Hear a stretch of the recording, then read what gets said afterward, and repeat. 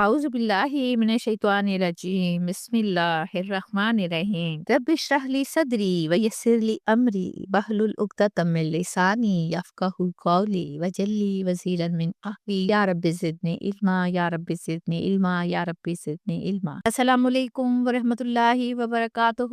آپ سب کیسے ہیں؟ مجھے امید ہے آپ خیریت سے ہوں گے اور ضرور ہوں گے۔ اللہ تعالیٰ آپ کو اپنے حفظ و امان میں رکھے، آپ کے لیے آسانیاں پیدا کرے اور ہم سب کو ایک مخلص مومن بنا دے، آمین ثم آمین۔ آئیے دیکھتے ہیں پچھلے لیسن میں ہم نے کیا پڑھا۔ اللہ تعالیٰ نے انسان پر واضح کیا کہ وہ کسی طرح بھی ظاہری اور باطنی طور پر اللہ سے کوئی بات چھپا نہیں سکتا، کیونکہ اللہ تعالیٰ سینوں کے راز بھی جانتے ہیں اور دنیا میں موجود ہر مخلوق کی روزی کی ذمہ داری اللہ تعالیٰ پر ہے، اور آسمانوں اور زمین کی پیدائش پر روشنی ڈالی گئی تاکہ انسان ان پر غور و فکر کرے، تدبر کرے۔ آج ہم پڑھیں گے سورہ ہود کی آیت نمبر 8۔ وَلَئِنْ أَخَّرْنَا، اور البتہ ہم مؤخر کر دیں گے، انہم العذاب، ان سے عذاب کو، الی امت مدودۃ، ایک گنی ہوئی مدت تک، لا یقولن، تو یقیناً وہ ضرور کہیں گے، ما یحبسہ، کیا چیز روک رہی ہے اسے، الی یوم، اگاں رہو، جس دن، یاتیہم، وہ آئے گا ان پر، لیسا مصروفاً، تو نہیں ہوگا ٹالے جانے والا، انہم، ان سے، وحاقا بہم، اور گھیر لے گا ان کو وہ عذاب، ما کانوا بہ یستہزئون، جو کہ تھے، یعنی کہ جس کا وہ مذاق اڑایا کرتے تھے۔ اس آیت کا آغاز جو ہے اخرنا سے ہوتا ہے۔ اس کا مطلب ہے روک دینا، کچھ وقفہ کر دینا، پیچھے ہٹا دینا۔ اللہ تعالیٰ فرماتے ہیں کہ جو لوگ گناہ کرتے ہیں تو فوری عذاب نہیں آتا، تو وہ کہتے ہیں کہاں ہے عذاب، کیوں نہیں آتا؟ کبر کی بات ہے نا، طنز والا لہجہ ہے، یعنی انسان سمجھتا ہے کہ تحیر ہوتی ہے تو آزادی مل گئی، جبکہ حقیقت یہ ہے کہ تحیر کا مطلب ہے کہ تیاری کر لو۔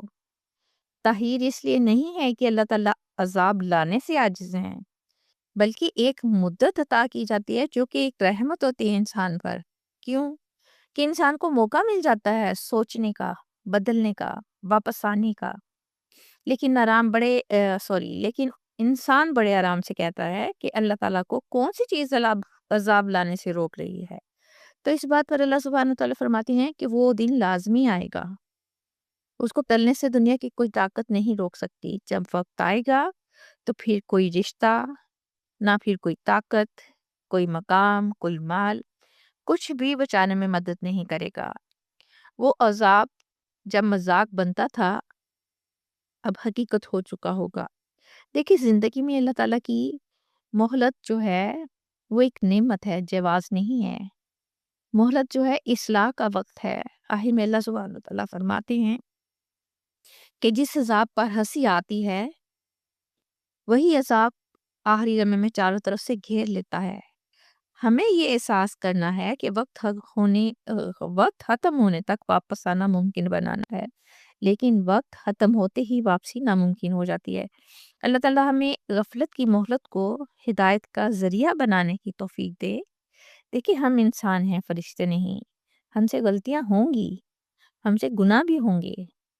اللہ کرے ہمیں احساس ہو جائے، اور احساس ہوتے ہی ہم توبہ کر لیں اور اللہ کی طرف رجوع کریں، تو انشاءاللہ ہماری بچت ہو جائے گی۔ سورہ ہود کی آیت نمبر 9 پڑھتے ہیں۔ وَلَا إِنْ أَذَّقْنَا الْإِنسَانَ، اور یقیناً اگر ہم چکھائیں انسان کو، منا، اپنی طرف سے، رحمتاً، رحمت، ثم نزعناها من، پھر ہم چھین لیں اس رحمت کو اس سے، یعنی کہ جو عطا کی تھی وہ رحمت چھین لیں ان سے، انہ لا یئوس کفور، تو بے شک وہ یقیناً نا امید ہو جاتا ہے۔ کون؟ انسان نا شکرہ ہو جاتا ہے، نا امید ہو جاتا ہے۔ اس آیت میں اللہ تعالیٰ ہماری فطری کمزوری کو بیان کر رہے ہیں کہ جب اللہ تعالیٰ کی طرف سے انسان عطا کردہ نعمتوں کا مزہ چکھتا ہے، یعنی نعمت ملتی ہے، حالات اچھے ہوتے ہیں، تو انسان سمجھ لیتا ہے کہ اب یہ نعمتیں ہمیشہ کے لیے ہیں۔ ہم بھی ایسا ہی سمجھتے ہیں نا۔ دیکھیں، لیکن ایسا نہیں ہوتا، اور اللہ تعالیٰ کی حکمت کے تحت اس نعمت کو واپس لے لیتے ہیں، تو انسان کا رویہ فوراً بدل جاتا ہے۔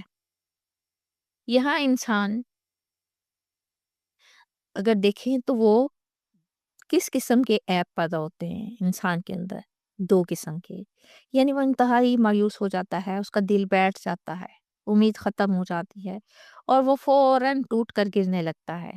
غور کریں تو یہ ہمارے انسان کی کمزوری ہوئی نا، لیکن ایک مومن جو ہے اس کے دل میں یہ یقین ہوتا ہے کہ نعمت بھی اللہ کی طرف سے ہے اور آزمائش بھی اللہ ہی کی طرف سے ہے، اور اللہ نے کیا ہے، جو لیا ہے وہ واپس بھی تو دے سکتا ہے نا۔ دوسرے ہم انسان ہیں، ناشکری والا عنصر ہم میں پیدا ہو جاتا ہے، ہم فوراً ساری نعمتوں کو بھول جاتے ہیں، باقی ساری نعمتیں حفاظتیں بھول کر شکایت کرنے لگ جاتے ہیں۔ یہ انسان کا سب سے بڑا اخلاقی زوال ہے کہ جب نعمت ہو تو زبان خاموش ہے، اور جب چھن جائے تو شکایتوں کے دفتر شروع۔ بات اصل ایمان کی استقامت کی ہے۔ ایک مومن کی شان تو یہ ہے نا کہ وہ نعمت ملنے پر مغرور نہیں ہوتا، اور چھین جانے پر ٹوٹ کر گرتا نہیں، بلکہ دونوں صورتوں میں مستقل ہوتا ہے، کیونکہ دونوں اللہ کی طرف سے ہیں اور دونوں میں ہی خیر ہے۔ سورہ ہود کی آیت نمبر 10 پڑھتے ہیں، وَلَئِنْ أَذَقْنَاهُ، اور البتہ اگر ہم چکھائیں، نَمَاءَ، اسے کوئی نعمت، بعد ضراء، اس تکلیف کے بعد، مست ہو جو پہنچی ہو اسے، لا یقولن، تو یقیناً ضرور کہے گا، ذهب السیئات انی، چلی گئی تمام تکلیفیں مجھ سے، انہو، نا فارغ فخور، بے شک وہ یقیناً اترانے والا، بہت فخر کرنے والا ہے۔ اللہ تعالیٰ فرماتے ہیں کہ جب نعمتوں کو عطا کرنے کے بعد انسان پر اگر آزمائش اور تکلیف کا وقت آ جائے، تو پھر تکلیف کے بعد اللہ تعالیٰ اسے دوبارہ نعمتوں یعنی خوشحالی، سکون اور آسانی فراہم کر دیں، تو وہ فوراً سمجھ لیتا ہے کہ اب تو میرا مسئلہ ہمیشہ کے لیے ختم ہو گیا ہے، کیونکہ تکالیف اور پریشانیاں تو گزر گئیں، اب تو سب ٹھیک ہے۔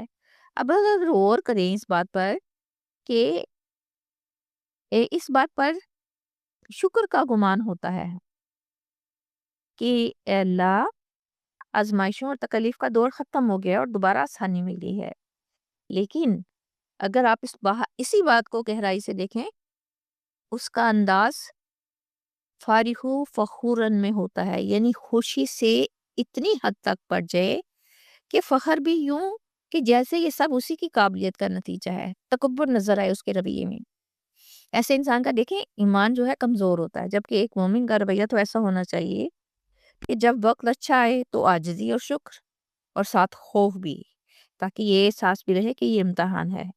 لیکن عام انسان تو اللہ کی نعمت کو دکھاوے، قصے اور شیخی کا ذریعہ بنا لیتے ہیں نا، یعنی دو رو- یعنی دو رویے زندگی میں، پہلا کون سا؟ مایوسی، اور دوسرا آسانی ہو جائے تو شیخی۔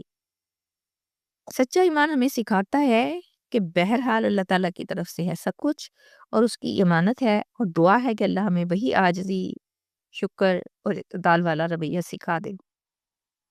سورہ ہود کی آیت نمبر 11 پڑھتے ہیں، اِلَّا الَّذِينَ، مگر وہ لوگ جنہوں نے صبر کیا، وَعَمِلُوا الصَّالِحَاتِ، اور نیک اعمال کیے، اولئک، یہی وہ لوگ ہیں، لہم مغفرات، کہ ان کے لیے ہے بخشش، واجر کبیر، اور بہت بڑا اجر ہے۔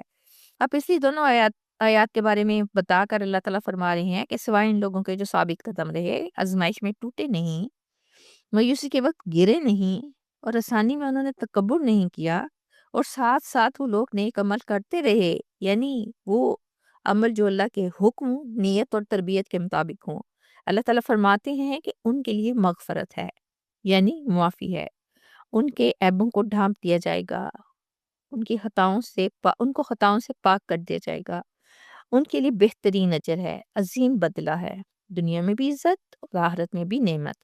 دراصل اللہ تعالیٰ فرمانا چاہتی ہیں کہ اصل انسان وہ نہیں جو حالات کے ساتھ بدل جائے، اصل انسان تو وہ ہے جو ہر حالات میں ثابت قدم رہے۔ ایک مومن کی شخصیت یہی ہے کہ ایک مومن کی ذات نہیں بدلتی بلکہ حالات بدلتے ہیں۔ اگر تنگی آ جائے تو وہ صبر کا مظاہرہ کرتا ہے، اور اگر آسانی آ جائے تو وہ شکر کرتا ہے۔ یہ ایک مومن کا رویہ ہے۔ ہمیں صرف برداشت نہیں کرنا بلکہ ثابت قدم رہنا ہے، ایمان کی پوزیشن کو بدلنے نہیں دینا۔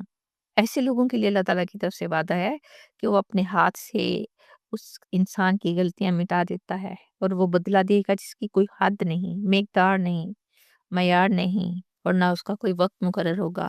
اسی کے ساتھ میں آپ سے اجازت چاہتی ہوں۔ ہنستے رہیے، بستے رہیے، خوش رہیے، آباد رہیے۔ انشاءاللہ پھر ملیں گے۔ اللہ حافظ۔